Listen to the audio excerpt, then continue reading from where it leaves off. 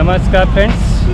तो फ्रेंड्स आज हम आ गए हैं पीएसपी का सिनेमैटिक वर्कशॉप लगा हुआ है जो कि सिविल लाइंस प्रयागराज के सिविल लाइंस में ही केसी बैंक्वेट हॉल है, और जो कि मेंटर आज यहाँ के हैं राजा अवस्थी जी। तो कुछ ही देर में एंट्री शुरू हो जाएगी और आज हमारे साथ आ गए हैं मेरे फ्रेंड टिल्लू जी। आइए आपको मिलाते हैं। तो ये हमारे फ्रेंड हैं टिल्लू जी, तो ये भी हमारे साथ आए हैं। इनसे मुलाकात आज पहली बार करा रहे हैं, तो बोलिए कुछ। बहुत अच्छा लग रहा है भैया के साथ आने में, और कुछ नया सीखेंगे आज हम लोग। तो चलते हैं अंदर, और आज आपको वीडियो के माध्यम से सिनेमैटिक के कुछ बारीकियां सीखने को मिलेगी, और वीडियो अच्छा लगे तो लाइक शेयर कर दीजिएगा। तो मिलते हैं आपसे अंदर, तो चलते हैं।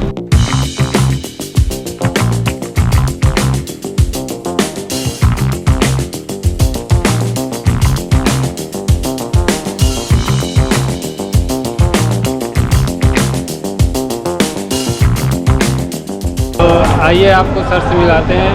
तो ये हमारे सर हैं, बताइए कुछ वर्कशॉप के बारे में। आज जो वर्कशॉप रखी गई है ये फोटोग्राफर सोसाइटी ऑफ प्रयागराज द्वारा, इसमें हिंदुस्तान के प्रख्यात मेंटर राजा अवस्थी जी आ रहे हैं। हम लोगों का इवेंट मकसद था कि कम से कम इलाहाबाद के फोटोग्राफर जो सिनेमेटो या वीडियोग्राफी या एडिटिंग का काम करते हैं उसको और थोड़ा सा चढ़ाया जाए, उठाया जाए ऊपर। उसी बीच हमको एक मौका मिला, राजा अवस्थी जी हमसे जुड़े। आज इलाहाबाद के फोटोग्राफर ने इस प्रोग्राम में बढ़ चढ़ कर हिस्सा लिया है और ले रहे हैं। ये हमारे पन्ना लाल जी हैं जो कि वरिष्ठ फोटोग्राफर हैं इलाहाबाद के। नमस्ते, मैं पन्नालाल प्रजापति पीएसपी मेंबर, पूर्व उपाध्यक्ष भी था। मैं यहाँ पास इस वर्कशॉप में डिस्प्ले का काम भी कर रहा हूँ। अभी आप अंदर देखेंगे जो टीवियाँ लगी हुई हैं वो हमने लगाई हैं पीएसपी के लिए। तो भैया बहुत अच्छे स्वभाव के हैं और बहुत हमारे खास हैं। तो चलते हैं आपको अंदर लेके, और जो कुछ होगा वीडियो में आपको देखने को मिलेगा। तो वीडियो को पूरा देखिएगा और लाइक शेयर कर दीजिएगा।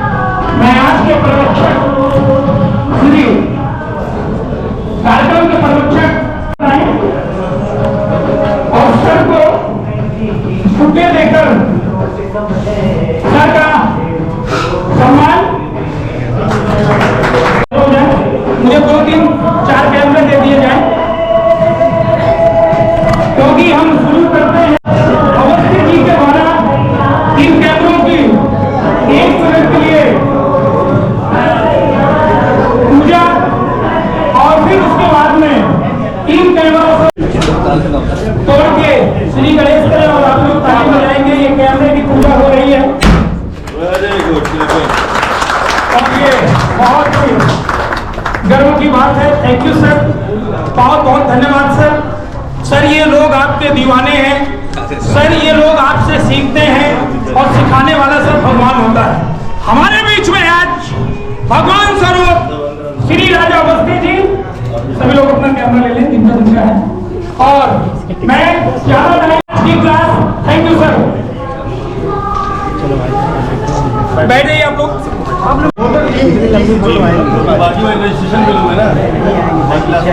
अभी पीछे पीछे हो गए अभी वहां से नहीं हो जाएगी। बहुत बहुत धन्यवाद सर का पुकारा नहीं सर। 2007 से मैं फोटोग्राफी का काम कर रहा हूँ ऑलरेडी, और 2014 से मैं मेंटरशिप का काम कर रहा हूँ, जिसमें मैंने आज के डेट में, मुझे याद भी नहीं लेकिन कम से कम 10,000 से ऊपर स्टूडेंट्स को मैंने ऑलरेडी फिजिकली मतलब अपने यहाँ पे बुला के ट्रेनिंग दी है। और इस तरीके से जैसे आप बैठे हैं, मैंने पता नहीं, अगर आपको सीखना रहता है तो उसमें लोग वहाँ पे आते हैं, और हर 15 दिन में एक वहाँ पे हमारा वेबिनार होता है और लोग हमसे कनेक्टेड रहते हैं। तो वो भी एक अच्छा प्लेटफॉर्म है। अगर आप हमसे जुड़ना चाहते हैं तो इसके बारे में भी आप हमसे कनेक्ट कर सकते हैं। सेकेंड चीज़ है, मेरे ऑफलाइन वर्कशॉप्स होते हैं, तो अगर आप मेरे ऑफलाइन वर्कशॉप को अटेंड करना चाहते हैं तो उसके बारे में मैं डिटेल यहाँ मिल दूंगा, क्योंकि टाइम ऑफ कम है। तो मेरा रियल नंबर भी है, जो पर्टिकुलर मेरा नंबर है, और उसी नंबर से मैंने आपको आपके ग्रुप में, जिस ग्रुप में आप ज्वाइन हुए हैं, उसी ग्रुप में मैंने अभी आपको ये मैसेज भी कर दूंगा। तो आइए हम बात करते हैं। स्टार्ट करने से पहले मैं दो चीज़ों को थोड़ा क्लियर करना चाहूँगा। आज का वर्कशॉप सिनेमेटोग्राफी का है, लेकिन हम वेडिंग को थोड़ा सा समझेंगे। Photography, photo lighting, photo editing और एल्बम प्रिंटिंग, ये चार चीजें होती है अगर आप फोटोग्राफी का सेगमेंट देखते हैं। और सिनेमैटिक शूट, सिनेमैटिक लाइटिंग और वीडियो एडिटिंग। अब वीडियो एडिटिंग के अंदर 3-4 पार्ट होते हैं, जैसे आज के डेट में रील्स भी जुड़ गया है, इन्विटेशन भी जुड़ गया है, और बहुत सारी चीजें जुड़ गई हैं। तो अगर आप फोटोग्राफी करते हैं, फोटो लाइटिंग करते हैं, फोटो एडिटिंग करते हैं और एल्बम प्रिंटिंग करते हैं, अगर आपको फोटोग्राफी में सक्सेसफुल होना है तो आप ये मान के चलिए कि आपको ये चारों सेगमेंट में महारत हासिल करना पड़ेगा। ये ठीक उसी तरीके से है जैसे कि मान लीजिए आप एक रेस कर रहे हैं, मान लीजिए आप एक रेस, आपको दौड़ना है, और उस एक कार रेस है। अगर आपके पास बहुत अच्छी कार है, बहुत हाई स्पीड कार है, लेकिन आपको ड्राइविंग अच्छी नहीं आती है, तो भी आप उस रेस को नहीं जीत पाएंगे। और अगर आपके पास ड्राइविंग एक्सपीरियंस बहुत अच्छा है और आपके पास कार उतनी अच्छी नहीं, खटारा कार है मान लीजिए आपके पास, तो भी आप उस रेस को नहीं जीत पाएंगे। अभी हम लोग बहुत सारा मिस्टेक ये करते हैं कि हम फोटोग्राफी बहुत अच्छा करते हैं, हम लाइटिंग बहुत अच्छा करते हैं, हम क्लाइंट मैनेजमेंट बहुत अच्छा करते हैं, ठीक है, एडिटिंग भी बहुत अच्छा करते हैं।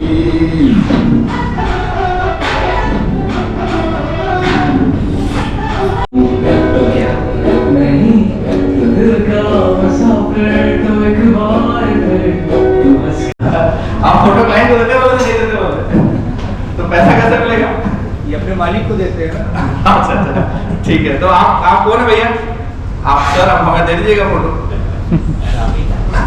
तो this is variable anti filter. इसको आप जैसे घुमाएंगे तो यहाँ से इसका स्टॉप कम हो जाएगा, यानी कम लाइट, और घुमाएंगे तो ये डार्क लाइट हो जाएगा। यस और नो? तो यहाँ पे टोटल ना 12 स्टॉप है। 12 स्टॉप आप इसको डार्क कर सकते हैं, 12 स्टॉप तक आप लाइट को कम कर सकते हैं, एक्सपोजर को कम कर सकते हैं। समझ में आ रहा बात? तो मैं जो एंटी फिल्टर यहाँ पे रखा हूँ अभी, वो है KNF के फिल्टर। किसके हैं? KNF के फिल्टर, जो मैं पर्टिकुलर यूज कर ही रहा हूँ। ऐसा नहीं कि मैं सिर्फ यहाँ पे इसके प्रचार के लिए आया। ये आपको Amazon में मिल जाएगा इजीली। इसको बोलते हैं स्टेप अप रिंग। अब जैसे मान लीजिए कि ये मेरा एंटी फिल्टर जो है ये है 67 mm का, और इसको मुझे लगाना है 55 mm में। तो मैं यहाँ से 67 mm को ले लूंगा,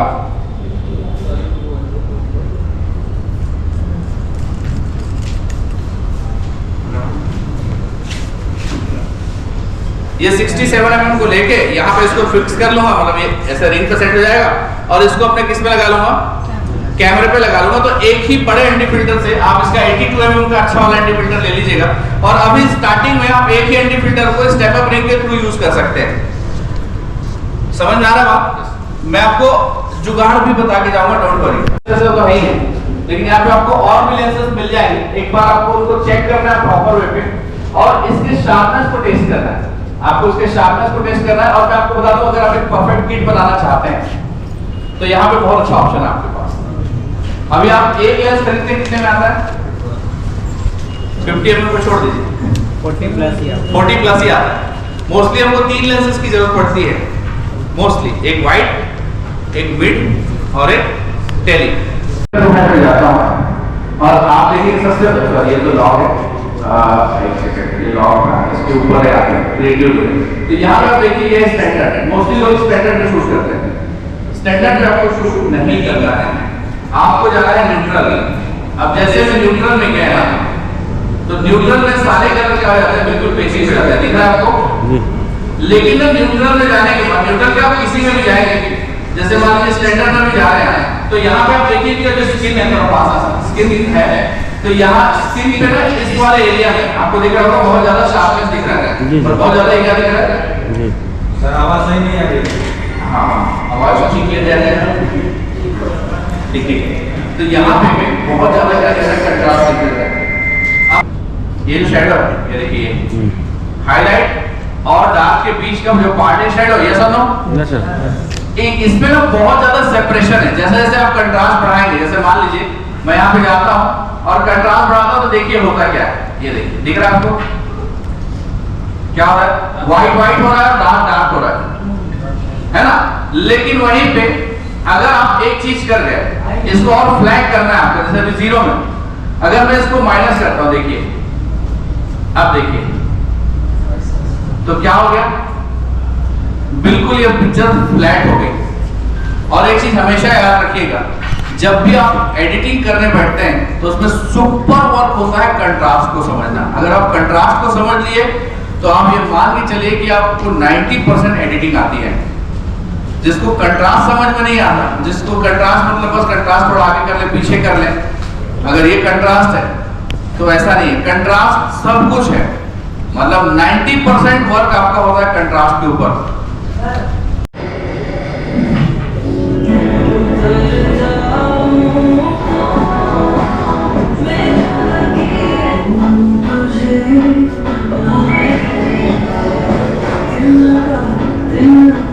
अभी देखिए ये ना बहुत टफ सिचुएशन होता है, मतलब इस सिचुएशन पे जहां पे आप हाईलाइट और कंट्रास्ट को बहुत एक्सट्रीम लेवल पे लेके जाते हैं।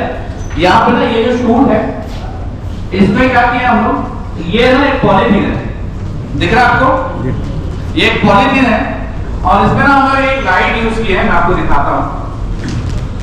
हाँ ये ले, कई बार कैसा होता है कि आप सिचुएशन पे हैं, ये चीज आप वेडिंग में भी कर सकते हैं और हो सकता है कि आज मैं आपको एक करके भी दिखाऊं। तो इस वीडियो को आप एक बार चेक कीजिए और उसका मैं आपको बिहाइंड द सीन दिखाऊंगा। अभी हमारे पास क्या हो रहा था, जब हम प्री वेडिंग में गए थे तो पूरा पानी गिर रहा था, मतलब बहुत ज्यादा पानी गिर रहा था। अभी जस्ट ये 20th का है, 20 तारीख का ही, 20 तारीख का ही शूट है। और 20 तारीख को जब हम गोवा में थे ना, बहुत ज्यादा पानी गिरा था, बहुत ही ज्यादा। और ऐसा सिचुएशन था कि हम बाहर जा ही नहीं पा रहे। तो हमने क्या किया, जो पॉलीथीन नहीं आती व्हाइट वाली, वो होटल में ही पड़ी थी और उसी पॉलीथीन को लिया हमने और हम सोचा कुछ ना कुछ क्रिएट करते हैं लाइट के थ्रू। तो हमने ये जो लाइट है, ये बहुत बहुत ही ऑसम लाइट है, this is very good light. ये है DCL 100WDC। DC है इसलिए इंपॉर्टेंट है। अब ना DC का मतलब ये है कि ये बैटरी ऑपरेटेड है और आराम से आप इसको क्या कर सकते हैं, आउटडोर पे यूज कर सकते हैं। और लाइट का आप थ्रो देखेंगे तो आपको समझ में आ जाएगा। अब मान के चलिए कि यहाँ पे ब्राइड एंड ग्रूम की एंट्री हो रही है। अभी आप LC लेके खड़े रहते हैं या फिर हम क्या लेके खड़े होते हैं, LED लेके। तो LED का थ्रो उतना नहीं होता दोस्तों। और अगर आपका सिनेमेटोग्राफर यहाँ से है और आपका जो असिस्टेंट है वैसे बार बार इधर उधर चल रहा है तो भी दिक्कत होता है। अगर इस तरीके का कोई एक लाइट आप यूज कर लें, मैं सिर्फ इसकी यूजेस की बात बता रहा हूँ, बाकी आपका डिपेंड करता है आप क्या करते हैं। तो आसानी से आपको पूरा कवरेज दे देता है। अगर मैं पीछे तक भी देखूं तो आराम से मेरा कवरेज मिल जा रहा है। समझ में आ रहा है बात? अब ये तो हो गया। हाँ?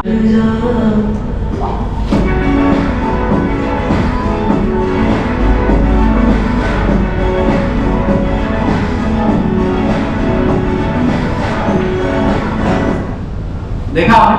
तो हमने कुछ नहीं किया, हमको पीछे से पॉलीथीन उड़ा दिया और पॉलीथीन के पीछे जस्ट इसको क्या कर दिया, इस तरीके से डाल दिया। और उसको लगभग ऐसे ही उड़ाया हुआ दो लोग, ठीक है।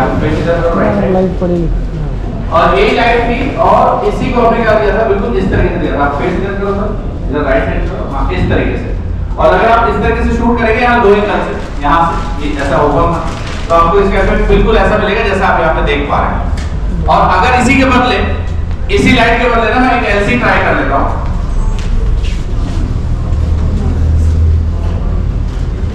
एक स्टिक लाइट है हमारे पास यहाँ पे, तो अगर मैं इसको ट्राई करता हूँ तो शायद वो चीज आपको नहीं मिलेगा जो मिलना चाहिए। मतलब मेरे कहने का मतलब ये है, मैंने एक चीज शुरू में आपको बोली थी कि मैं आपको कोई चीज खरीदने पे फोर्स नहीं कर रहा हूँ। तो हम कैसे हम अपने आप को क्या करें, अपग्रेड करें। अपग्रेड का मतलब ये है कि लाइट खरीदने में और लाइट को समझने में फर्क है। अगर आप समझ के जाएंगे तो डेफिनेटली कल इसके बारे में सोचेंगे कि हाँ यार ये लाइट हमारे लिए काम की है। अदरवाइज अगर आप समझेंगे नहीं तो कभी भी इसके ऊपर फोकस नहीं करेंगे।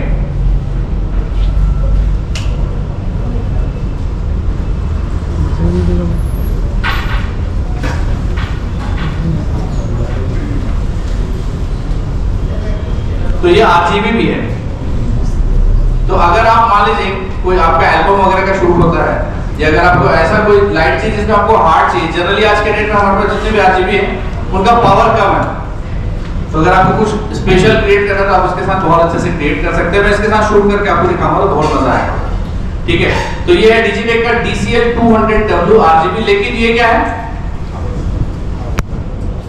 DC नहीं है, AC DC नहीं है। मतलब ये क्या है, सिर्फ लाइट से ही चलेगी।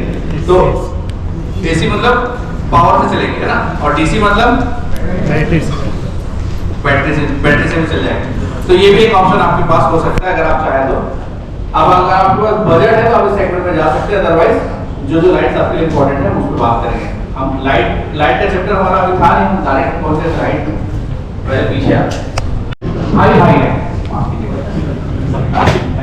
अभी आपने ये एक फ्रेम बनाया जिसमें आपने यहां से नीचे तक और यहां तक फ्रेमिंग सेट किया। यस और नो? इतना क्लियर है? और आपने इनको रखा बीच में। अभी आ जाओ भाई, बीच में बस ये आपने रखा इनको बीच में। ठीक है, अब आपके पास अगर जोन का ऑप्शन है और इनकी एंट्री हो रही, मान लो इनकी एंट्री हो रही, तो यहां पे हम लोग क्या गलती करते हैं, वहां पे हमारा फोकस जोन रख देते हैं व्हाइट। समझ में आ रहा है? फोकस जोन क्या रख देते हैं? व्हाइट। AFC रखा एकदम सही है, लेकिन फोकस जोन व्हाइट रखने के कारण क्या होता है कि ये दोनों भाई बड़ा डैशिंग तरीके से आ रहे हैं और इस फ्रेम में हो सकता है कि तीसरा और अच्छा बंदा आ गया हो और उसकी एंट्री हो गई ऐसे, और उसने इन दोनों कपड़ों के बदले एक ब्राइटर कपड़ा पहना है। कैमरे को ब्राइटनेस कंट्रास्ट समझ में आता है दोस्त, ये चीज याद रखना। कैमरे का लैंग्वेज ही ब्राइटनेस कंट्रास्ट है। समझ आ रहा है बात? अब मैंने इनको इसीलिए चुना क्योंकि इन्होंने डार्क कपड़ा पहना, दैट्स इट। तो अब अगर मान लीजिए किसी का ऐसा एंट्री हो गया, अब हम एक साथ चलते हैं, यहाँ से वहां तक उतरना मत है। अगर हम एक साथ चलते हैं, ऐसे हमने मान लीजिए चलना स्टार्ट किया और अगर मैं इसके पास भी आ गया तो कैमरा किसको फोकस शिफ्ट कर लेगा? यहाँ व्हाइट वाले। क्यों? क्योंकि आपने फोकस जोन क्या दिया था? व्हाइट दिया था। आपने अपने कैमरे को बोला ही नहीं कि भाई मैं जहां बताऊंगा वहीं देखना। समझे बात को? आपने अपने कैमरे को बोला कि जहां मन हो वहां देखना। ये ठीक उसी तरीके से है कि जब दुल्हन की एंट्री होते रहती है और दुल्हन के साथ, आप दुल्हन को तो आप देख नहीं सकते, वो तो दूसरे के साथ उसका सेटलमेंट हो गया, लेकिन दूल्हे की दोस्त लोग की तरफ आपको नजर जाता है। ईमानदारी से बोले यस और नो, है ना? एंट्री नहीं हो रही, लेकिन यहाँ पे कोल्ड पायरो लगा हुआ है। क्या लगा हुआ है? कोल्ड पायरो या पेपर शॉट लगा हुआ है। जब पेपर शॉट होता है तो आइट साइड से या सामने से पेपर शॉट आता है, यस और नो? आता है कि नहीं आता? और कोल्ड पायरो के क्या आते हैं? छींटे भी आते हैं आजू बाजू में। और अगर आपने वहां पे व्हाइट जोन रखा है, व्हाइट एरिया, तो भी क्या दिक्कत होता है? कैमरे को अगेन लगता है कि नहीं इससे ज्यादा चमकदार चीज ये है, तो आपका फोकस तुरंत शिफ्ट कहां हो जाता है? जहां पर भी एक्स्ट्रा चीज, एक्स्ट्रा ब्राइटनेस उसको दिख रहा है, तो सब में टच फोकस करता ही नहीं, पहला चीज तो ये। और अगर आपके पास टाइम नहीं है, अब टाइम नहीं और बात ये क्योंकि ना आपको ऐसा लग रहा है कि आप टच फोकस यूज करते हैं ज्यादातर। जब आप टच फोकस यूज करते हैं तो आपको ऐसा लगेगा कि लगभग काफी लोग करते हैं, बहुत लोग करते हैं। देखिए टाइम में प्री वेडिंग में चल जाता है कि प्रॉपर में कि इधर से इनको वॉक कराते हैं। आप इधर फेस कीजिए, घूम पाएंगे ऐसे बस। अभी तक आपका गुड नेम आपका राज, नाम तो सुना ही होगा। और राज और नीरज। तो देखिए अब हम एक सीन यहाँ पे क्रिएट कर रहे हैं कि नीरज भाई क्या करेंगे, फेस डाउन से अप करेंगे, दैट्स इट, और कुछ नहीं कर रहे हैं, फेस डाउन से अप कर रहे हैं। और यहाँ पे हम क्या करेंगे, राज भाई का लेग, मतलब ये जो मिड एरिया है, जैसे इनका घड़ी है, इधर से लेते हैं, इधर से लेते हैं, आप यहाँ से क्या करेंगे, वॉक करेंगे। जब मैं 1 2 3 बोलूंगा तो आप फेस अप करना और आप वॉक करना स्टार्ट करना। हमने क्या किया, एक सीन डिजाइन किया। क्या किया, सीन को डिजाइन किया। अब इस सीन पे हमको क्या करना है, जब इनका फेस ऐसे ऊपर होगा तो यहाँ से यहाँ होते तक क्या होगा, ये फोकस में रहेंगे। और यहाँ से एक मिनट और मैं बोलूंगा तब सीन को क्या करते हैं, डायरेक्शन में, मतलब सीन को क्या करते हैं, उसको हम तो मैपिंग करते हैं। तो मैपिंग हम कैसे करते हैं, एक बार इसको टेस्ट करते हैं 1 2 3 पे। रेडी 1 2 3 बस। अब देखिए 3 पे होने के बाद 2 पे इनका फेस अप हो रहा है और ऑलमोस्ट 2 पे ये कहां आ रहे हैं, इनके जस्ट बैक में आ रहे हैं। और 3 पे कहां आएंगे, इनके साइड में आ जाएंगे। यस और नो? यस। इसको बोलेंगे मैपिंग करना। तो आपको समझ में आ जाएगा कि आपको कितने किस सेकंड में आपको टच करना है। तो जाइए आप, जैसे मान लीजिए मैंने यहाँ पे कैमरा लगाया हुआ है और मैंने इनके फेस पे क्या किया हुआ है, फोकस रखा हुआ है, ठीक है। तो 1 2 3 पे जब मैं इनको स्टार्ट बोलूंगा 1 2 3 एंड 3 में मैं क्या करूंगा, यहाँ पे टच करूंगा, इस जोन के बदले इस जोन पे टच करूंगा तो ऑटोमेटिक तब तक यहाँ पे आ चुके रहेंगे। तो इस तरीके से कुछ क्रिएटिव शॉट आपको बनाने हैं तो आप किससे बना सकते हैं, टच फोकस से ज्यादा बेटर बना सकते हैं। हेलो, जैसा देख रहे हैं कि यहाँ पर अब लंच हो चुका है तो हम लोग लंच के लिए जा रहे हैं।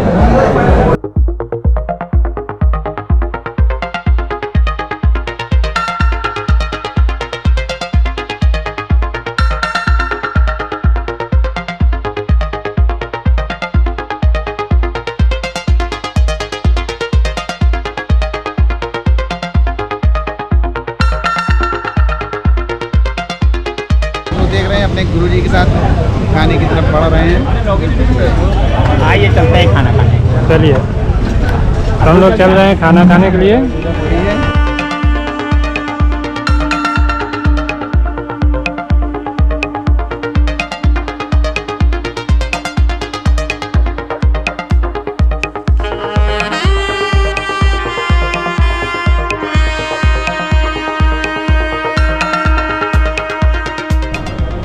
भाई साहब हमें हमेशा साथ देते हैं और इन्होंने प्रॉमिस किया कि जब जब पीएसपी हमें याद करेगी हम पीएसपी के साथ जुड़े रहेंगे। तो thank you PSP wedding and event. Panna भाई बहुत बहुत देखिए आप इनका चेहरा अलग दिखाई देगा और इसी को अगर मैं इधर लाऊंगा तो चेहरे का लुक अलग होगा, एक्सप्रेशन चेंज होगा। देखिए अब अगर मैं यहाँ लाऊंगा तो अलग होगा, यहाँ लाऊंगा तो अलग होगा, यहाँ लाऊंगा तो अलग होगा, यहाँ लाऊंगा तो अलग होगा। समझ में आता है?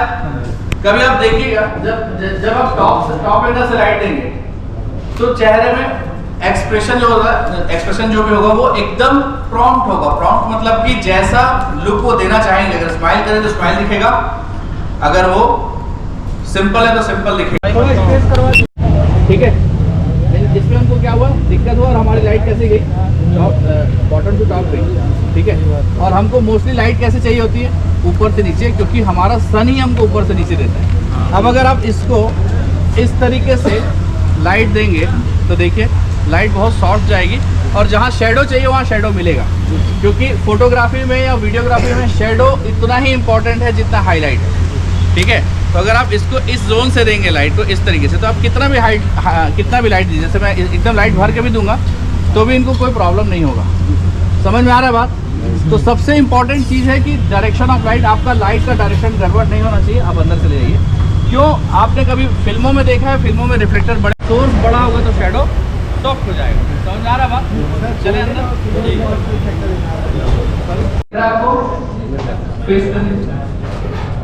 ठीक है, अब एक चीज समझिएगा, इसमें मैंने कितना कवरेज दिया कि मेरा पीछे जो सिनेमैटिक वाला बोर्ड है, दिख रहा है आपको? ये बोर्ड जो है अगर मैं इसको यहाँ से फेस बदल दूँ राइट से 1 2 3 पे कैमरा ब्रेक रेडी 1 2 3 4 ये मैंने एक शॉट लिया जिसमें मैंने क्या यूज किया एनडी यूज किया है ठीक है इसमें एक बार वो लगाना एक किसको लगाने से ग्रीड लगाने से जो लाइट पीछे फैल के जा रही थी वो लाइट कहाँ कंसंट्रेट हो गई सब्जेक्ट पे ज्यादा से ज्यादा कंसंट्रेट हो गई तो यहाँ अगर इधर से इतना हाफ लाइट नहीं आ रहा अभी काफी लाइट है अगर आप देखें तो बैकग्राउंड में काफी लाइट है लेकिन अब यहाँ पे अगर एनडी आपने लगाया हुआ है तो वो काफी हद तक मेंटेन है दिख रहा है आपको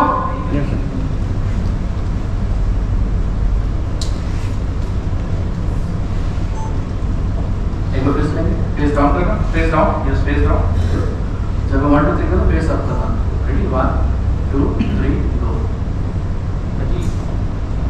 उधर नहीं इधर ही देखना है फेस डाउन लाइट पे मत देखना है हाँ कैमरा पे देखना 1 2 3 गो ठीक है अब अगर ना इसको नॉर्मल वे पे लेके देखते हैं ये मैंने एनडी हटा दिया ये लाइट हटा सकते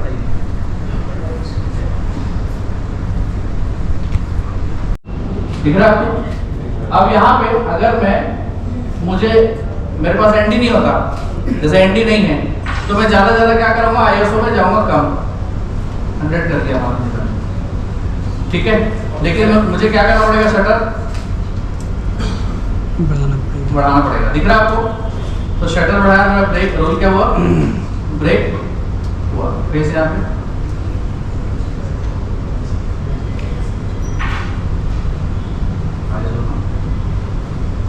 अब दोनों का एक बेसिक फर्क देखते हैं एक में मैंने ग्रिड लगाया एक में मैंने ग्रिड नहीं लगाया ठीक है तो जिसमें मैंने ग्रिड लगाया यानी कि बाउंडोर इसमें जो हम बाउंडोर यूज कर लेते हैं ग्रिड के जैसा ठीक है तो यहाँ पे लाइट कितनी कंसंट्रेट हुई इसको और कंसंट्रेट कर सकते थे क्योंकि इसमें एक बेनिफिट ये है कि इसमें भी ग्रिड है इससे ग्रिड आपको वीडियोग्राफर को कोई प्रॉब्लम नहीं जाएगा समझ में आया बात जबकि अगर आप 2 एलसी लगाते हैं तो क्या होता है या तो आपको 2 3 लगाना है और आप दूर से भी लगाते हैं तो फिर आप 2 3 लगा रहे तो कहीं ना कहीं आपको क्या होता है आपको पावर की जरूरत पड़ती है वीडियो के लिए फोटो के लिए वीडियो के लिए तो ये जो आपका सोर्स है ना इसको छोटा करके 2 3 और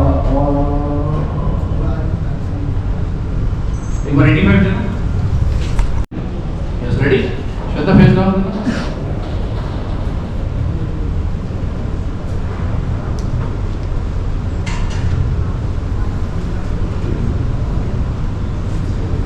Ready? Now 3.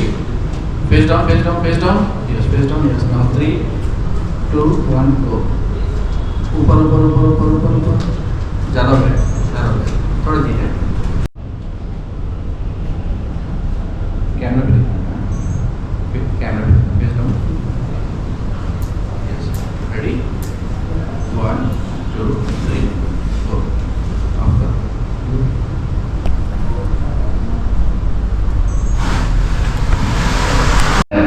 ये पेलोड को मारा जाता है आपने देखा होगा कि कई बार आप गिम्बल को थोड़ा भी ऐसे करते हैं तो गिम्बल डाउन हो जाता है क्योंकि यहाँ पे जो पेलोड है जैसे ही आप गिम्बल का डायरेक्शन चेंज करते हैं एंगल चेंज करते हैं तो ये मोटर पे अभी जितना पेलोड आ रहा है अगर मैं इतना करूंगा तो इसका पेलोड बढ़ जाता है इसका लोड बढ़ जाता है क्योंकि एंगल चेंज हो गया तो ग्रेविटी चेंज हो गई यस और नो यहाँ पे अगर मैं इसको ऐसा चलाऊं तो 2470 लेस में भी बहुत अच्छा चलता है देखा आपने 24105 में बहुत अच्छा चलता है लेकिन 24105 में जब मैं थोड़ा सा भी टिल्ट करता हूँ तो मेरा गिम्बल क्या हो जाता है डिसबैलेंस हो जाता है हाँ वही शायद हाँ वही गिम्बल को चलेगा ये बताओ क्या गलत ले लिया जिन लोगों ने नया नया इसको लिया है वो पछताएंगे देखिए गिम्बल ना जैसे हम बोलते हैं ना लाइट ये होनी चाहिए कैमरा ये होना चाहिए लेंस ये होना चाहिए उसी तरीके से गिम्बल के भी बहुत सारे ऑप्शंस हैं जैसे गिम्बल में माइक्रो एडजस्टमेंट आ गए हैं अभी माइक्रो एडजस्टमेंट समझते हैं जैसे हम उसको लगाते हैं क्या बोलते हैं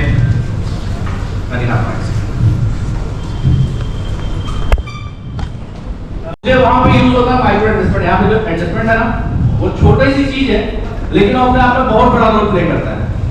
उससे आप बहुत स्मूथ तरीके से फट से इसको सेट कर पाते हैं, पहला चीज। दूसरा चीज, DJI Ronin RS3 का पेलोड बहुत अच्छा है। तीसरा चीज, ड्यूरेबिलिटी बहुत ज्यादा अच्छी है, बहुत ही ज्यादा अच्छी। ये गिम्बल खराब नहीं है, गिम्बल अल्टीमेट है, ऑसम है। लेकिन समय के साथ साथ चीजें चेंज होती हैं। एक टाइम में आप बेल बॉटम पहन रहे थे, नैरो पहने, फिर और कुछ पहन रहे, यस और नो? यस। कभी चेक शर्ट का चलन आता है, कभी प्लेन शर्ट का चलन आता है, कभी लाइनिंग का आता है, यस और नो? तो जिस तरीके से हर चीजों में चेंजेस आता है ना, उसी तरीके से ना धीरे धीरे हमारे इक्विपमेंट्स में भी चेंजेस आता है। Now 1 2 3, ठीक है। अब ये शॉट मैंने लिया कैसा, थोड़ा सा इसमें मिस हुआ शॉट, ठीक है, थोड़ा मिस हुआ है।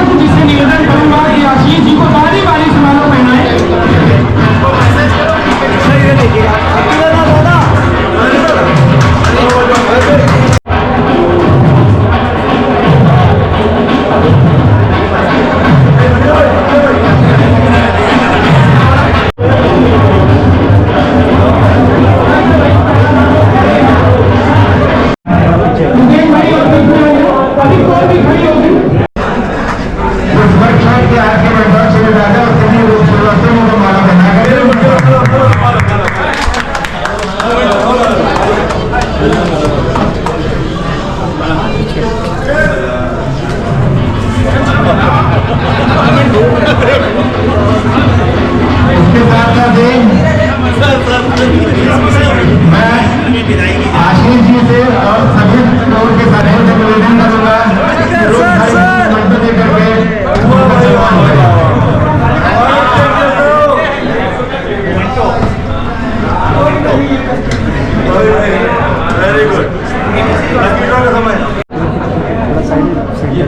इधर देखिएगा जी सारे लोग।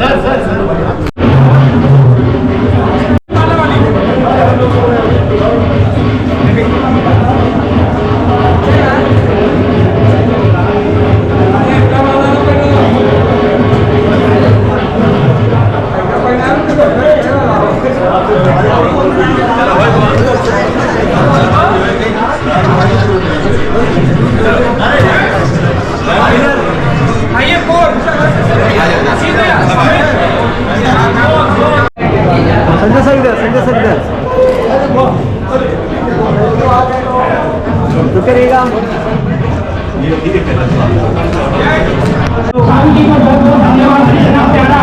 चेहरा, इतनी प्यारी दाढ़ी और इतनी प्यारी स्माइल, ये शायद करेगा सर दूर की ही है।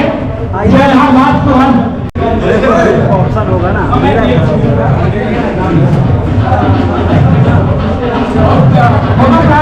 बाकी है सर अभी स्वागत बाकी है। अभी एक बड़ा स्वागत है, बड़ा सम्मान है। इधर देखिए सर। और ये आप सब अमित जी भी आगे आ जाए, देवेंद्र भाई आगे आ जाए, सभी लोग बीच बीच में आगे रहें, क्योंकि आप रहेंगे तो हमको अच्छा लगेगा। कुछ नहीं सम्मान होने जा रहा है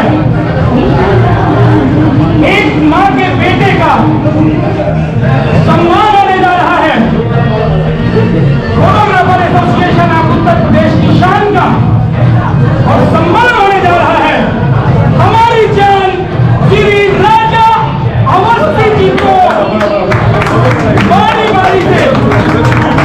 कोई भैया आसान नहीं, बहुत अच्छे से पैदा होगी, क्योंकि आज भी हमारे हीरो है और मजबूत राज में निवेदन है कि राजा को अपनी जगह करें और राजा की जगह को खुद जाए।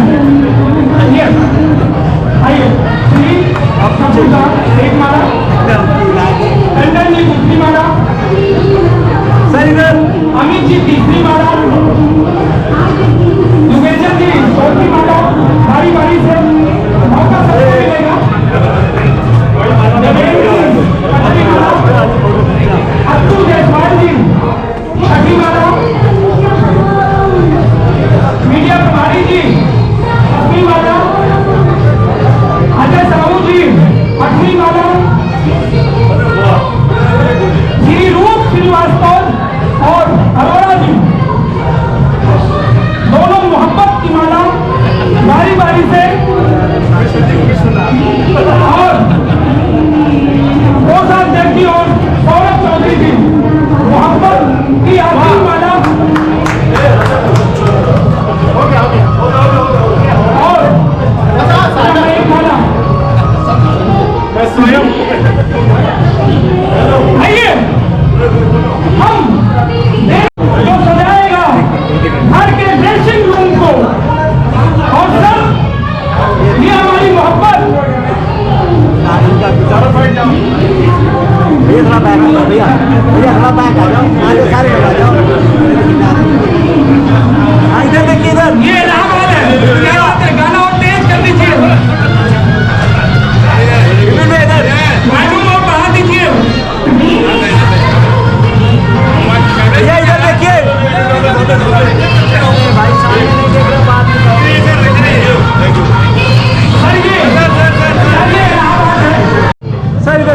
आप भी सर को माला पहना दें। आप हमारे पुराने आदित्य ज्ञान भैया और ये ध्यान की तरफ से संगम प्रयागराज